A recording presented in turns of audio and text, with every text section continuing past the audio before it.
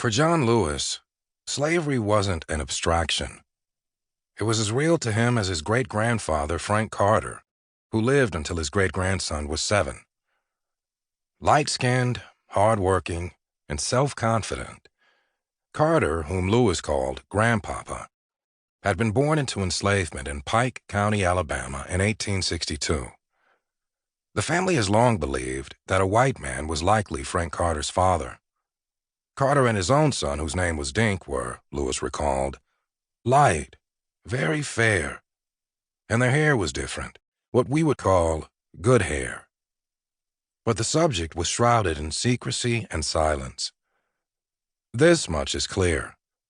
The trajectory of the infant Frank Carter's life was fundamentally changed on Thursday, January 1st, 1863, when President Lincoln declared the enslaved in the seceded Confederate States of America were now free, and by the ratification in December 1865 of the 13th Amendment to the Constitution, which abolished slavery within the United States or any place subject to their jurisdiction.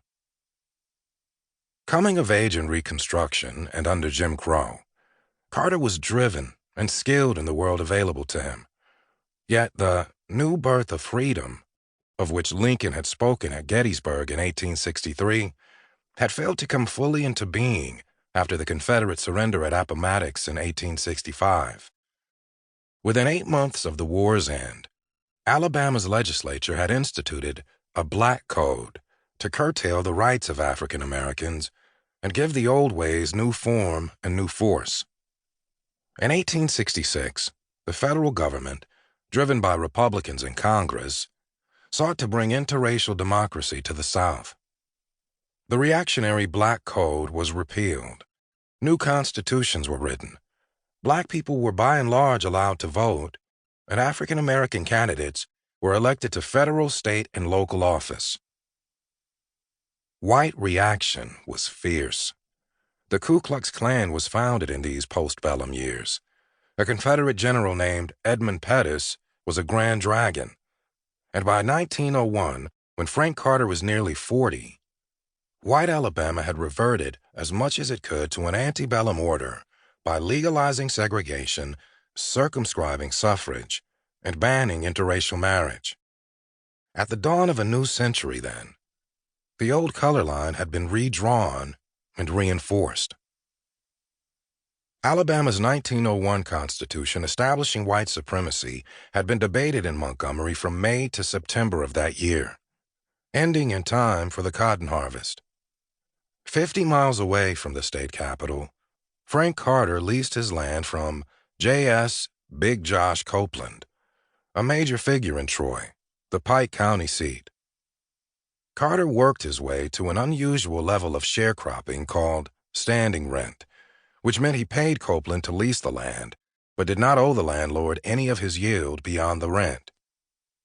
Diligent, resourceful, and determined, Lewis's great-grandfather did the best he could under the constraints of his time.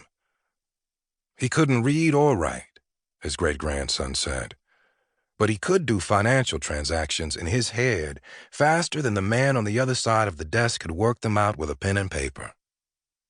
Carter took great pride in just about everything he did. He would sit in his rocking chair on his porch, John Lewis recalled, and he acted like he was the king.